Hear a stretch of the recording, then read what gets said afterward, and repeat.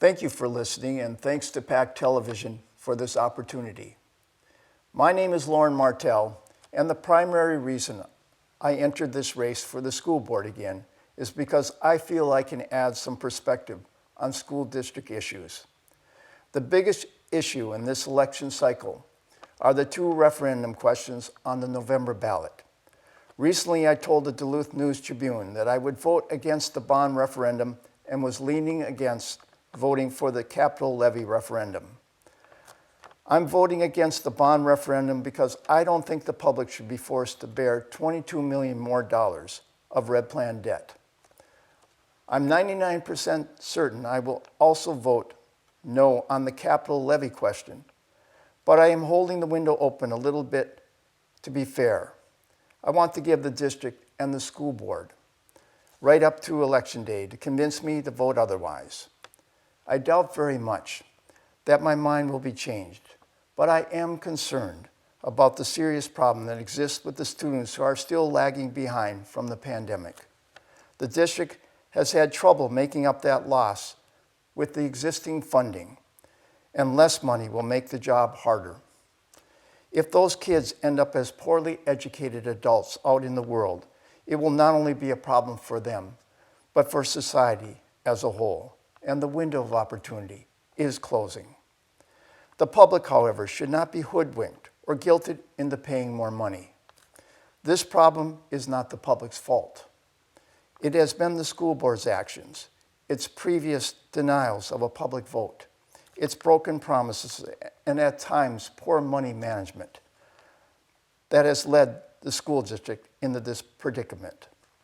The district has been using temporary money as permanent revenue in the budget, with no off-ramp for when the bonus money dried up.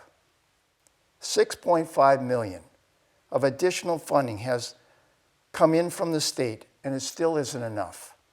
The public is being asked to pony up $7.9 million more to a school district that has spiked its levy by 300%, $32 million a year more in a little over a decade and a half. And the school board has shown no empathy at all towards that burden. The board is again reaching out its collective hand with a presumptive and entitled air.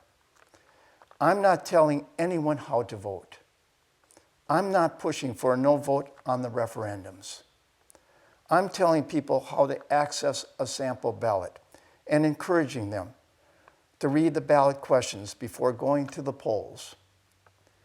The district is claiming the bond referendum is simply going to free up $2.6 million a year.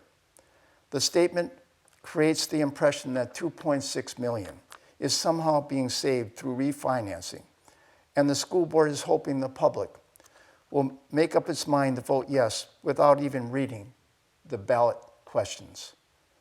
If this $2.2 million is moved to the taxpayers, a total of $22 million, the people will pay $1.16 million more dollars than they were promised they would have to pay for the Red Plan.